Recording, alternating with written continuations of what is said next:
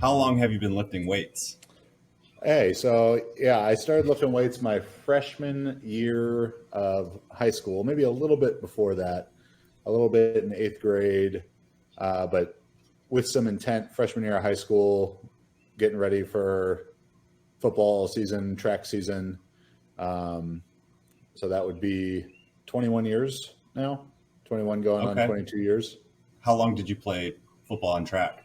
Football was just a high school thing, and then track, I competed all through high school, college, was a two-time NAIA national champion in the shot put, and then for 1 year as a post-collegiate.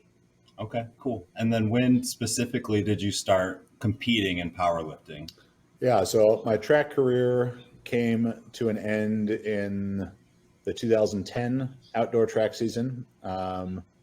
So like I mentioned, I was national champion for smaller schools in college in 2009.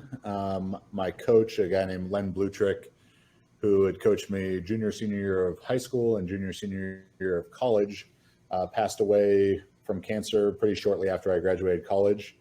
And then I had also started Juggernaut then in the fall of 2009. So I go through that season, but between working was probably about 70 hours a week at that point in our first gym, and trying to compete in track and field at the professional level, more or less. I threw a Olympic B standard in the shot put, and doing it with no coach. I kind of ran out of gas on that side of things and decided, well, I'm already strong, so I can just kind of cut half of my training out, the part where I got to go out and throw, and just keep doing the lifting. And so did my first powerlifting meet in October of 2010, which was, funny enough, the first ever USPA meet that they ever had. Okay. And how did you do? Quite well. Yeah. I squatted 800 in reps at 308, benched 210 kilos, 462, and deadlifted 700. Okay. 1962 total, which at the time, and it's crazy to when I say this, how far powerlifting has come, but when I did that, that was tied for the third highest 308s total in the world. Wow. It was Andrei Milanichev was first. A guy by the name of Dan Kovacs was second in the low. So Milanichev was 2100 something. I think 2135 stands out in my mind. Dan Kovacs was like 2050, and then Ernie Lillibridge Sr. and I were tied at 1962. And now, there are, I think, 181s who have probably done that total. So pretty remarkable how far it has come. Awesome. Yeah, that is pretty crazy. So that was about 12 years ago. Can you give us a quick rundown of what your powerlifting career has looked like? Yeah, so I competed in powerlifting for probably a shorter time than most people may realize, but just from 2010 to 2016, I ended up, sort of the highlights in there were I squatted 905, 411 kilos in reps in the 140 kilo, the 308-pound class, which at the time was the American record in that. I broke John Cole's record, which had stood since the 70s. Total 2165 at 308 in reps. And then, so that was 2010, 11, and then in 2012, I shifted over and started competing in strongman. Did my first contest St. Patrick's Day, so March, whatever that is, March 17th, I think, 2012. I signed up for that about 6 days beforehand, and then went on to that year win North American Strongman Nationals that November, I think in my fourth contest, and became a professional strongman, big air quotes, professional strongman. I'm still waiting for those checks to roll in. But, and then in 2013 kind of went back and forth.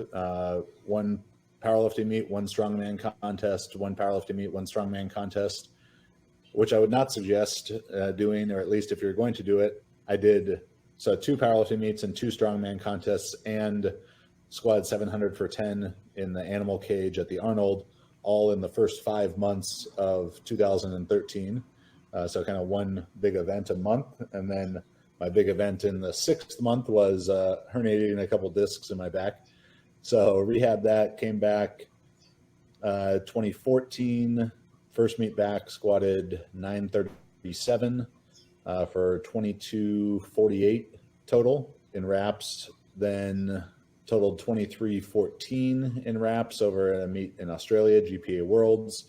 Did one meet in sleeves, which I wish I would have only done meets and sleeves ever in hindsight, but when I started in 2010, sleeves weren't really the in thing. It was, even wraps weren't really the in thing. In 2010, multiply powerlifting was the in thing, but I started in wraps, and that was kind of the records and stuff I was concerned with. So I did the one meet in sleeves, did a 2226 total there, and then eventually finished with 2325, 1,055 kilos as my best total as a super heavy via 970 pound squat, 440 kilos. My best bench was 567, 257.5 kilos, and deadlifted 370 kilos, which is 815. Dang. Why did you end up calling it quits? When I started powerlifting, I was 24. I always kind of knew I didn't plan on doing it that long. I said I wanted to stop at 30 with no surgery scars. And I did my last meet, 4 months after my 30th birthday. And though I'd had the herniated discs at that point, I hadn't had surgery for it. I have since had surgery for it. But I think coming from a more diverse sport background in track and field, where the training is a bit more dynamic, and then doing powerlifting doing strongman in between, powerlifting just kind of got a bit redundant to me. I felt, pretty satisfied with my accomplishments there. It's, sometimes internet commenters will be like, "Oh, this guy doesn't even compete anymore," and it's like, well, tell me when 2325 total is not good anymore, and then we can talk about how I don't compete anymore.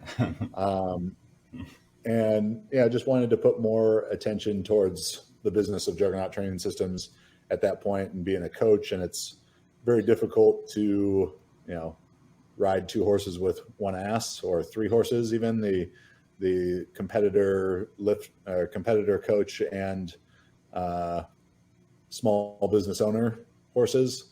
So I just chose to put my attention towards the coaching and continuing to grow the business of JTS.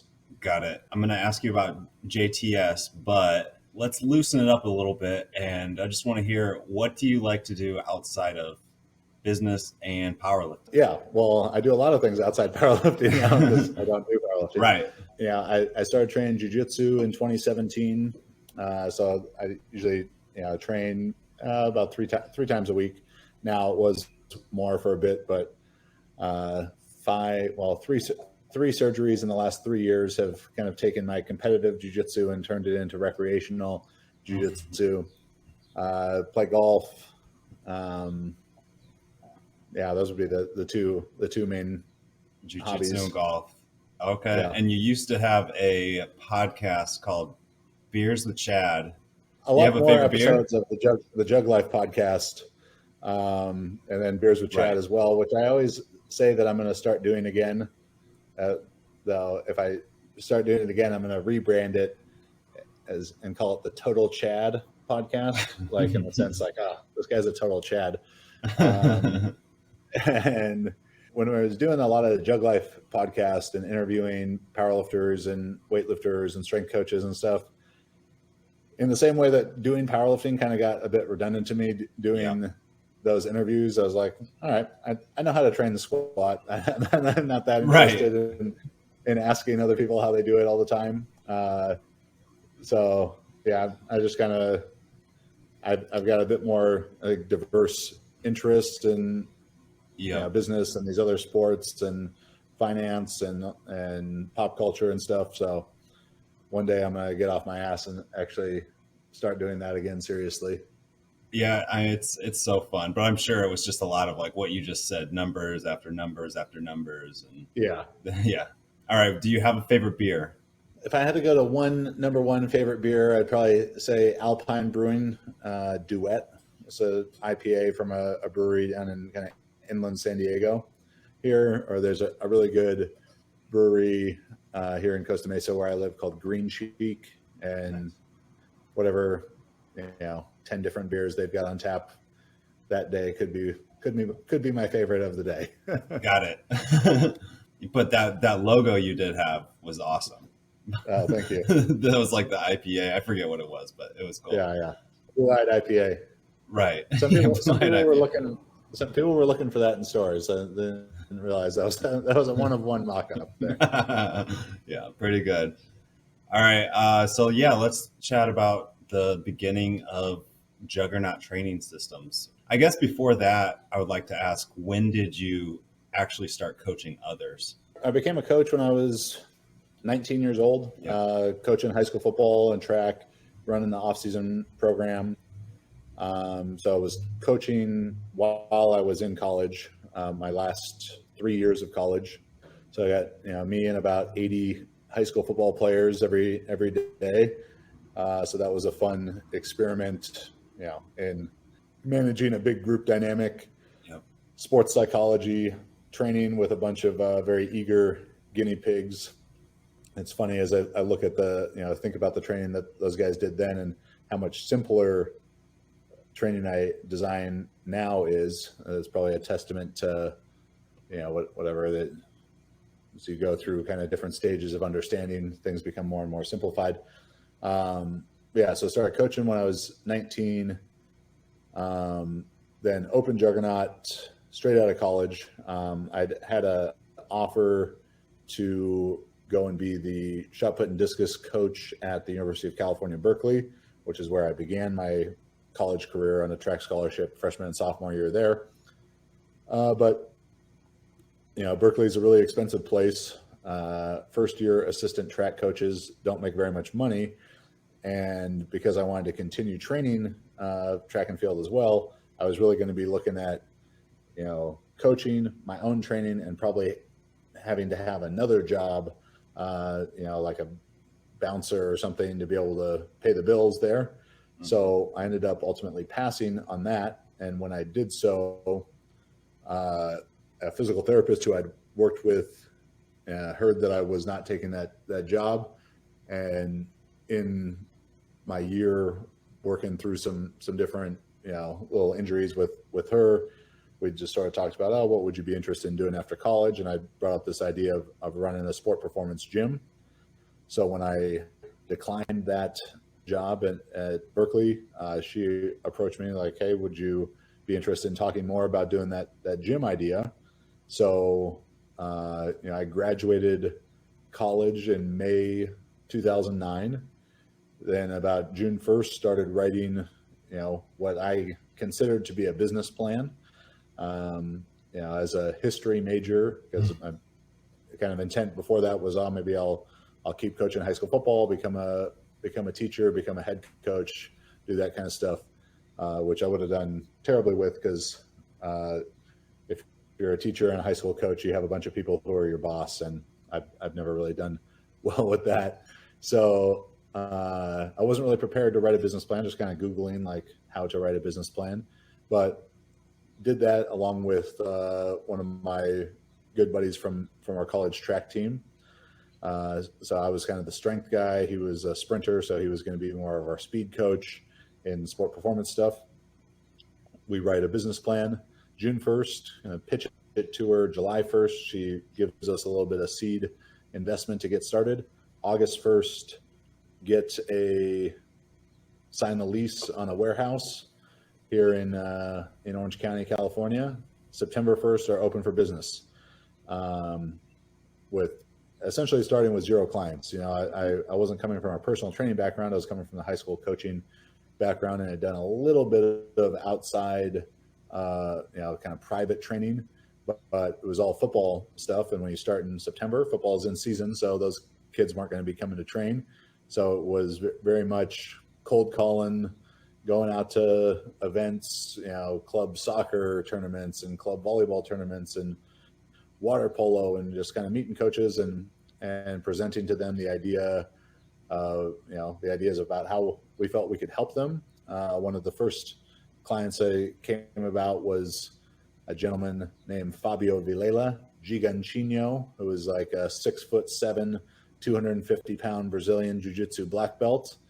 And so that kind of first introduced me to the jiu-jitsu community back then in 2009, and really grew within that up until even when I started training it myself. But yeah, so it was, just a whole different world. I think people who are, if they came into the powerlifting world or the internet fitness and YouTube and all that kind of stuff, and it's so rapidly changing, where 2022 is very different than 2019, which is very different than 2016. And I think a lot of people, if they were to go back to 2009 and 2010, and it's just a totally different world in how things got presented and how many players there were in the space and the level of interest and stuff. So, even though I was competing in powerlifting pretty shortly after we began the gym and Juggernaut training systems, we were not a powerlifting gym by any stretch. I was training for powerlifting, but everyone that we coached were sport performance clients. So, like I said, jiu-jitsu, water polo, soccer, football, basketball, lacrosse, all kind of stuff, high school, college, some professional athletes here in the Orange County area. It sounds like the way you're describing it, you didn't really have, after your cold calling days, it didn't take too long to kind of move forward. Yeah, fortunate in that the area that we're in, club sports and youth sports and high school sports are a really big deal, and was able to create some good relationships with people who brought us a lot of clients. So we were breaking even within 5 months, like paying ourselves a small salary and breaking even with that in about 5 months. But about a year after, or maybe 10 months after we opened, I wrote a program that since became the Juggernaut method. So in June 2010, when I started training for my first powerlifting meet, I was using this program, this 10s, 8s, 5s, 3s wave progression model that we'd been using with a lot of athletes in the gym. And I said, well, I'm going to put my money where my mouth is and show how well this can work for powerlifting, and trained it to the letter for my first powerlifting meet. Squatted 800 at that, kind of went into the meet thinking, like, if I don't squat 800 here, no one will be interested in this book. So, put the pressure on myself and came through on it. And so I did that first meet in October 2010, and then formatted it into an ebook and everything myself, and released that end of November 2010. So once I did that, and it started going really well, and I fortunately had the opportunity to be featured in a Muscle and Fitness magazine, like a 7-page article in Muscle and Fitness at the start of 2011 that helped spread awareness about the book a lot. It showed me, like, all right, training people all day in this gym is fun, but maybe not the long-term business direction where I want to go. So in 2012, September 2012, our lease was up on that first location. My co-founder had decided to move back to North Carolina, where he was from. So, about 2 years in of doing the ebook and writing more articles, decided to shift the business to more content education. Went from leasing my own gym to just subleasing at another space to just train football players, which is a lot of fun now, because some kids from that 2012 group, 2 of them are in the NFL now, and I still train them. So that's a always a fun thing. And in that time, so September 2012, move out of the first gym location and make a very purposeful shift from coaching from 7 a.m. to 8 p.m. a lot of days to just having this one group for 2 to 3 hours each afternoon, and starting to do seminars and starting to assemble a team of authors for jtsstrength.com. And in that next year, September 2012 to September 2013, go from about 250,000 unique visitors to our website a month to from 25,000 to 250,000 a month in that year time. Was doing seminars, 2 to 4 seminars a month, which was for me a lot of red eye flights, a lot of cheap hotels and very small rental cars getting around, but spreading the gospel of Juggernaut training systems at the time. Released Juggernaut Method 2.0 and that, and just kind of keep growing in that direction from that point. When you were doing that content, how many different programs, I guess, did you have? Because I know there's a number of different programs underneath the Juggernaut Systems umbrella. How did that evolve over time?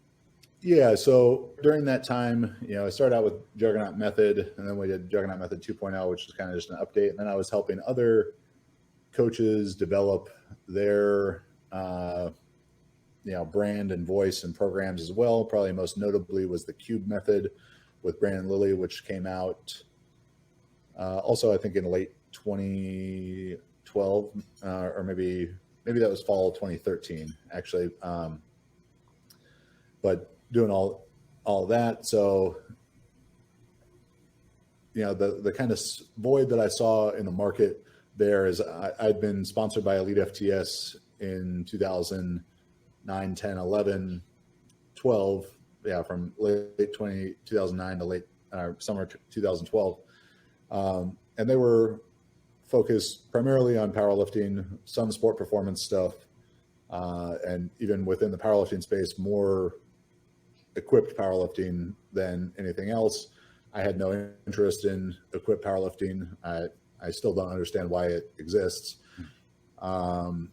So I saw a space for more raw powerlifting content, as well as CrossFit began growing in that time, kind of delivering subject matter expertise to CrossFitters.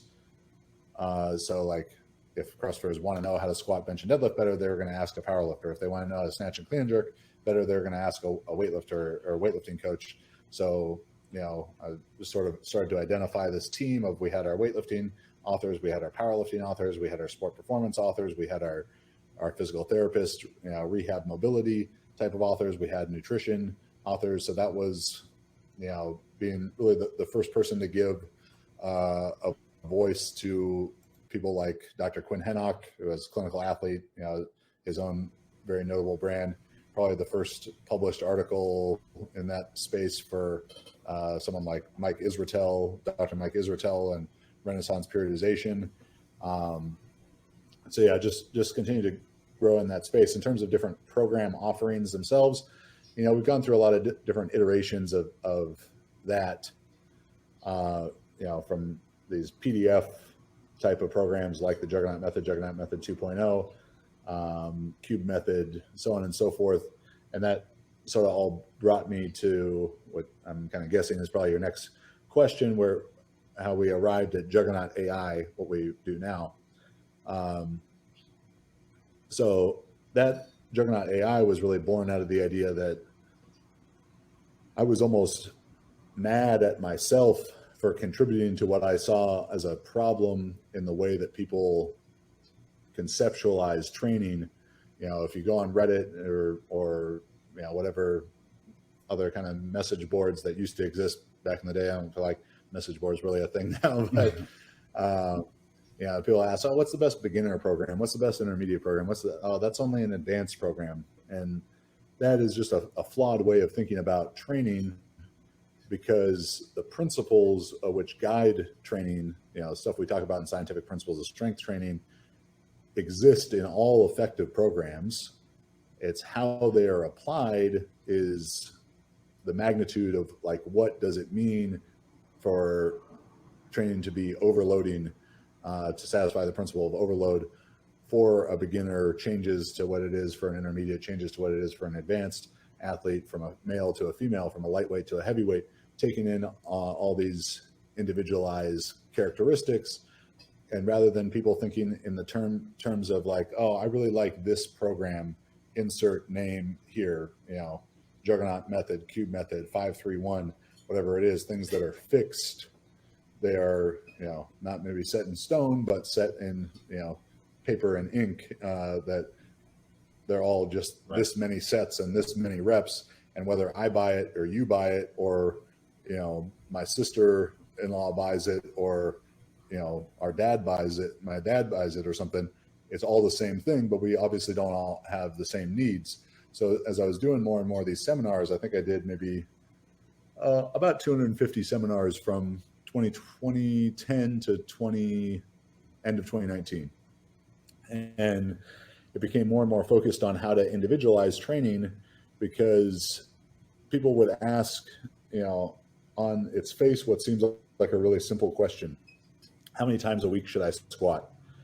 Very common question to get asked.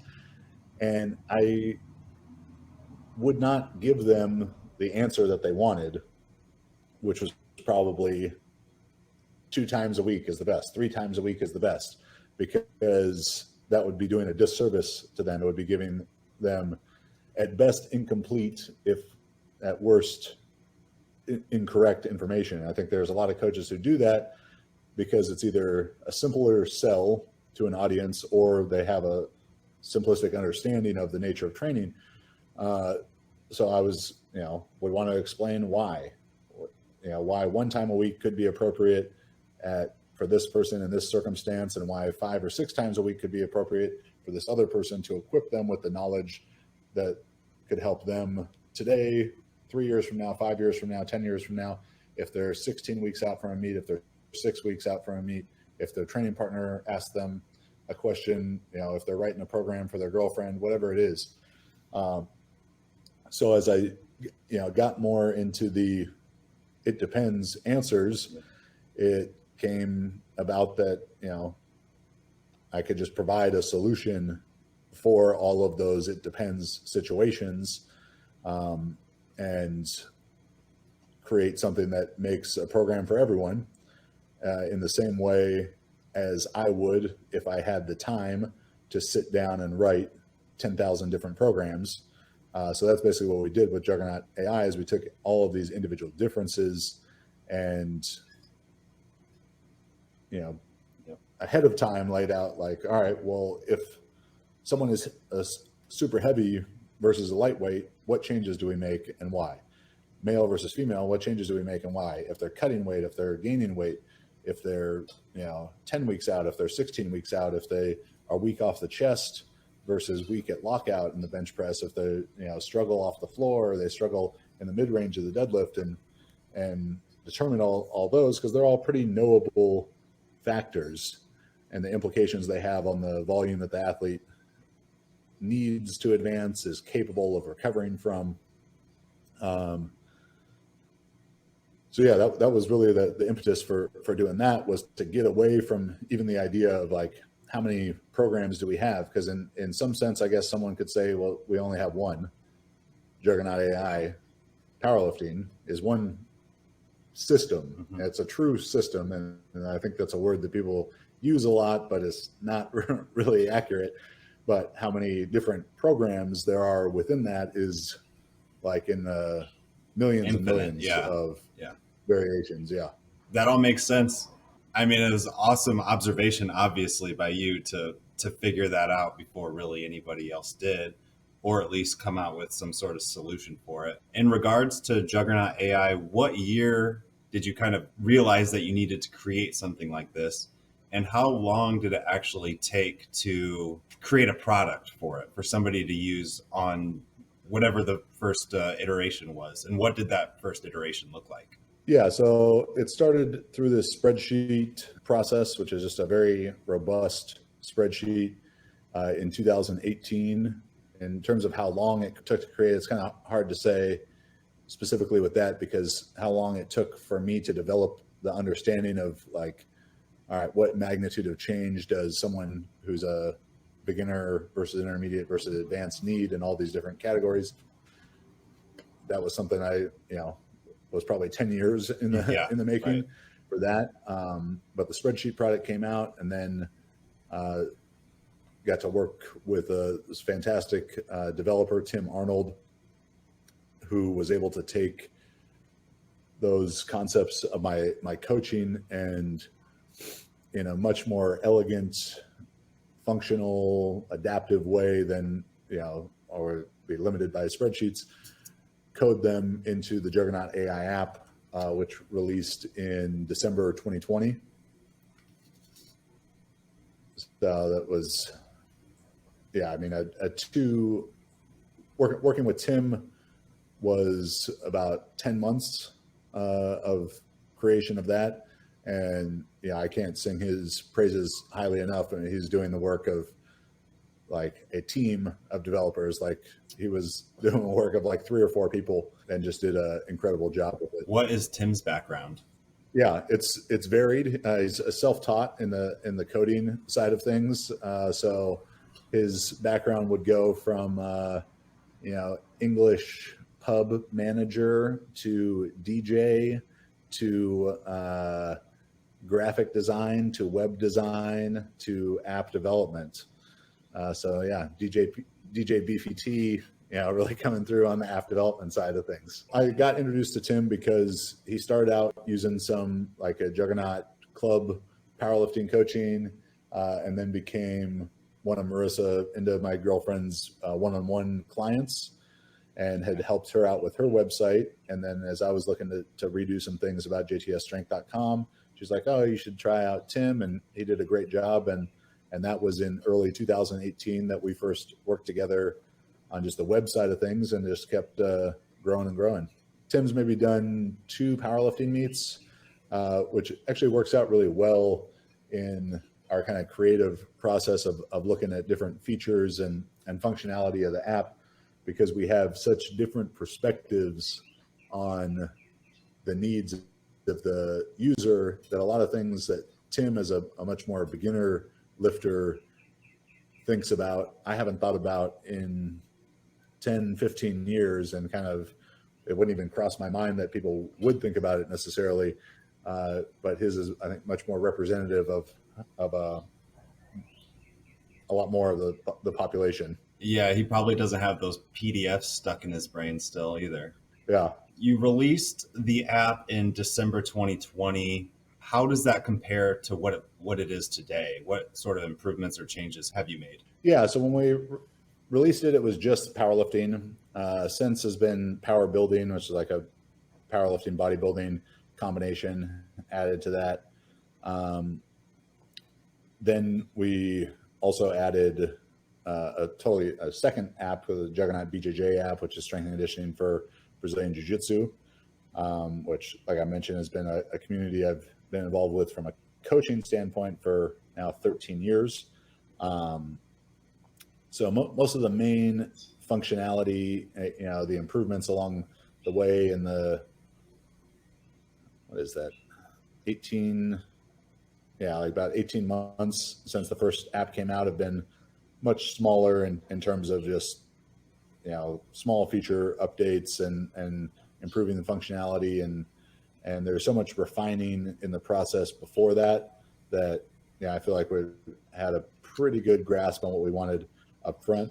So right now we're in the process of adding more developers to work alongside Tim, because that's the real bottleneck of things is, when we laid out like all the ideas of new systems, so like of different sports, like a weightlifting, super total kind of things, new features like more specialty programs like bench only, deadlift only, push pull, squat emphasis type of things. And then, then this kind of smaller tweaks, whether that's like incorporating velocity based training, or these next main thing we have coming out. It's like these guided warm-ups and much more in-depth RPE guidance and weight selection, and that's going to be really adaptive intra-session, session to session.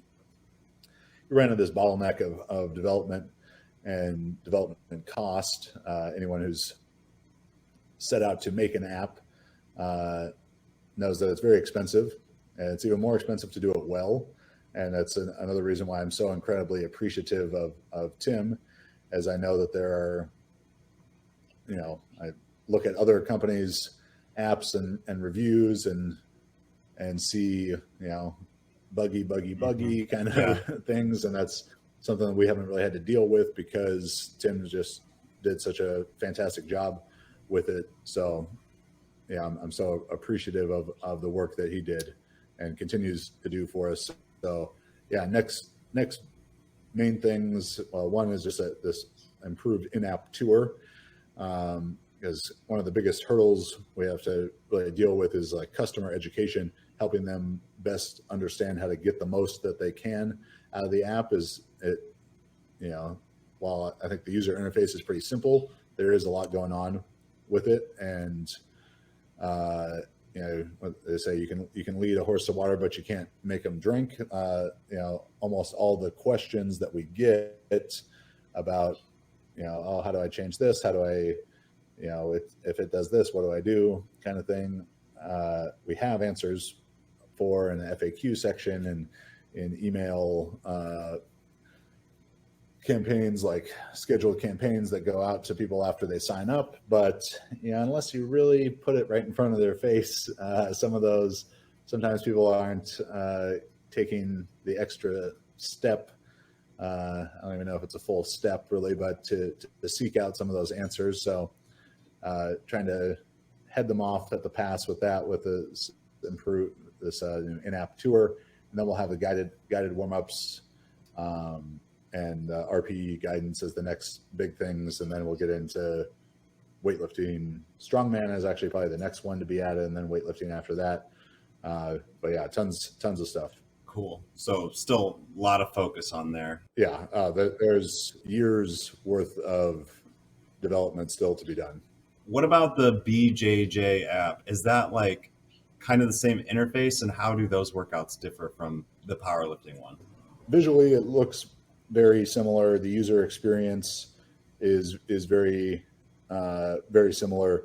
The training is quite a bit different because the goal is not to have the biggest squat, bench, and deadlift as possible or to put on the most muscle as possible. It's to support their performance in jiu-jitsu, which is a lot more. It's just a different goal than just lifting the most weight possible.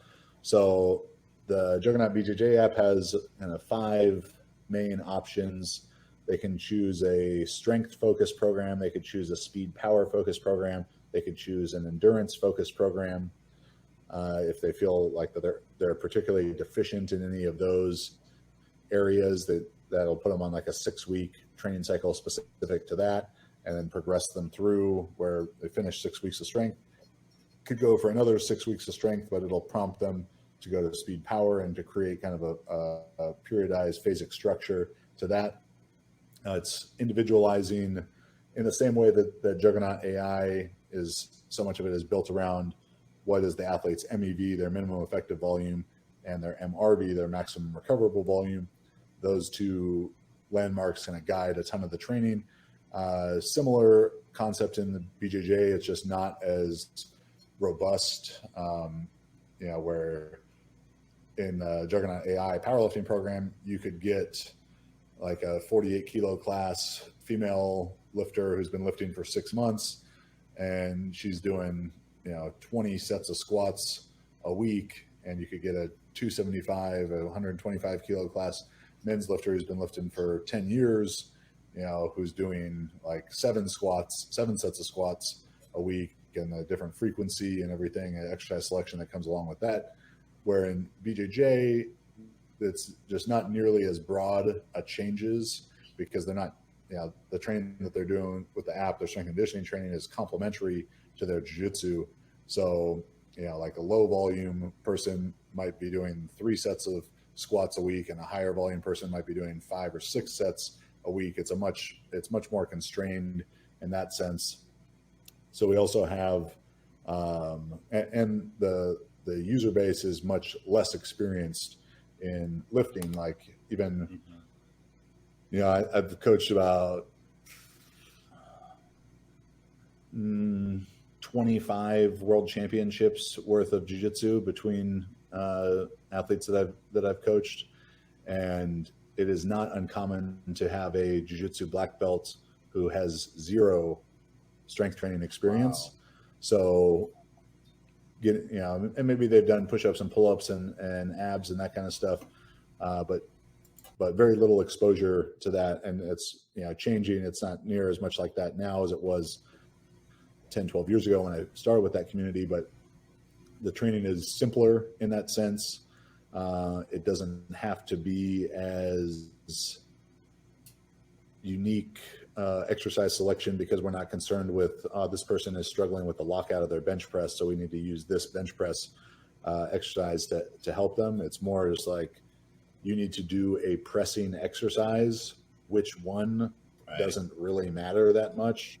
It's kind of like one that you like doing, that you feel confident to do, to move some weight, and it doesn't hurt, because when your sport is people trying to break your arms, your arms and shoulders tend to be a bit beat up. So it's different in that sense. So then we also have a tournament prep program for them, which they put in the date of their tournament, and it creates like a fully periodized plan to peak them for that. And then another one we call lifestyle, which is more for like a recreational jiu-jitsu athlete, so someone who's just training at their school or academy, which is kind of a little bit of everything all the time.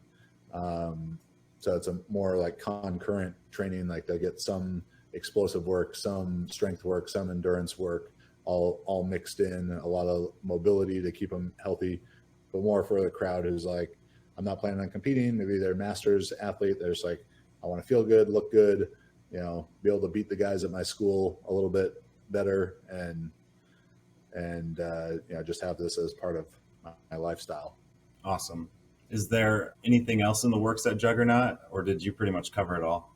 Yeah, I mean, that's pretty much it. We're hiring right now, like I said, looking to hire a new developer, looking to hire some help with the marketing side of things. That's pretty much always just been something I've done based on intuition. It's worked out pretty well, but a professional could probably be helpful there. But yeah, just kind of continuing to grow that. We're very passionate about making the best strength training apps that we can. When I listed off a lot of stuff that we're doing to improve the app, and there's a lot of stuff that I didn't list there. Right. When it's all said and done, it's going to be just a tool that back in 2009, when I started Juggernaut Training Systems, if you would have told me that this was going to be what we did one day, I would have thought you were crazy, because mobile apps were barely even a thing, back in 2009. I think Apple was still running like there's an app for that commercials. So it wasn't even something I could have conceptualized that we'd be, a software company at this point, more so than a sport performance gym.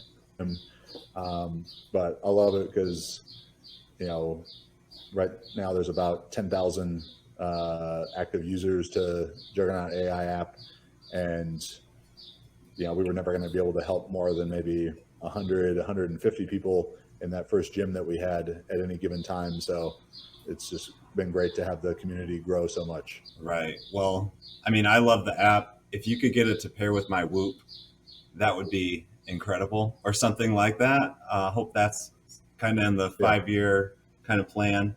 But yeah, looking forward to seeing what you guys have. And then the last question I have here is just, obviously you got into the tech scene relatively early in terms of the fitness, at least from my viewing. A lot more emphasis on it right now. It seems like a lot more players are in it. It's integrated into a lot of machines now. What's your take on tech entering the strength training space? Yeah, it's has great potential, obviously, to give athletes and coaches a lot of objective feedback on what they're doing, how well it's working. If the coach or athlete knows what to do with that information, it's very powerful.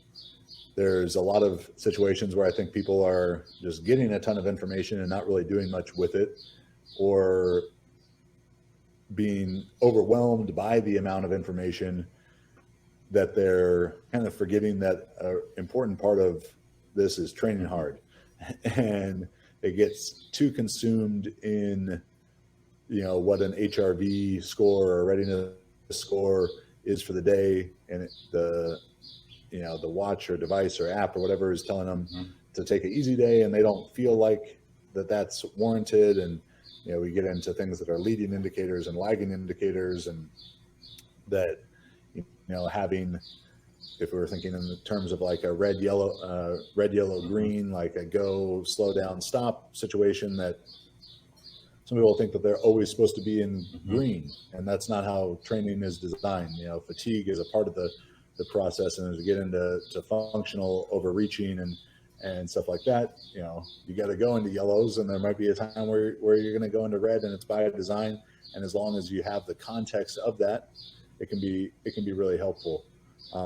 So, I think it's technology in the hands of someone who knows what to do with the information they're being provided is going to really be able to accelerate the quality of work being done.